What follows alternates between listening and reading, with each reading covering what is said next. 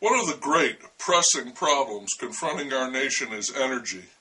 Where will it come from, and what will it cost, both financially and in the tricky ways of geopolitical alliances? Oil depletion nears, the coal supply will dwindle, as will natural gas. All of the familiar carbon-based resources we have been burning furiously for the past 150 years. And when they are gone, then what will we do? Our need for energy increases, even as the sources for it grow ever more problematical and expensive. And dangerous. I don't want to hear any more about fracking.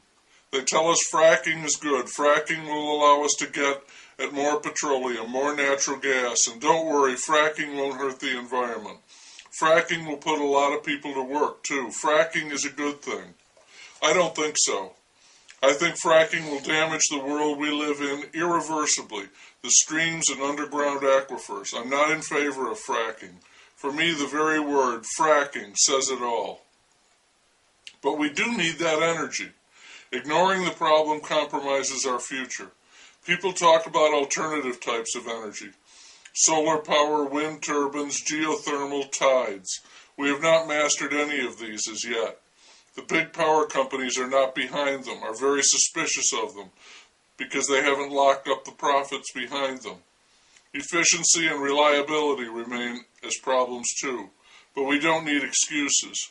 We need energy. I have a thought on the subject, and if we can muster the willpower needed to make it happen and ignore the big power companies, I think we can benefit our struggling society in at least two important ways. We can produce a clean, regular, reliable, affordable supply of energy, and we can also eliminate the plague of obesity that is turning our once distinguished people into a nation of useless fatties. It's pretty simple. What we do is find a way to hook up a treadmill that will convert the physical motion of the track into electrical energy, much as the dynamos at a dam turn the power of the rushing water into electricity we can use. We could do the same thing with stationary bikes or spinners.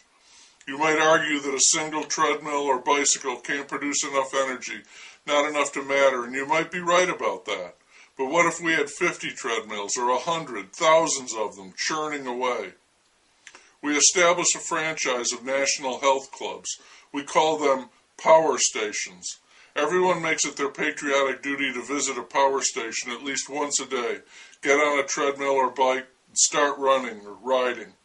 The fat will melt away, and the electricity produced will serve villages, towns, and cities.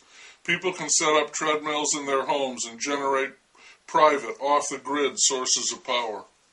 Anyone who is more than 10 pounds overweight, by a standard established by Congress, using the advice of physicians, all of these people will be required by law to run for at least 1 hour every day.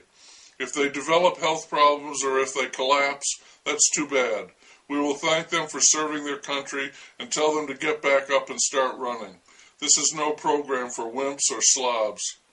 As you can see, this is a classic win-win.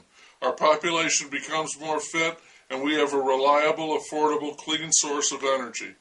And this is something we can take pride in, too, because its very existence will be due to one of the classic American values, our resourcefulness, that good old do-it-yourself, get-up-and-go that made this country great in the first place.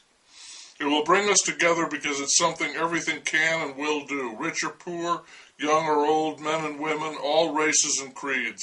Everyone will be at a power station, and when anyone asks, as people sometimes do, hey, just who the hell is running this country? We will all be able to answer that, to stand proudly and say, I am. I'm running this country, pal. It's the ultimate realization of the great democratic ideal. We, the people, will be running the nation.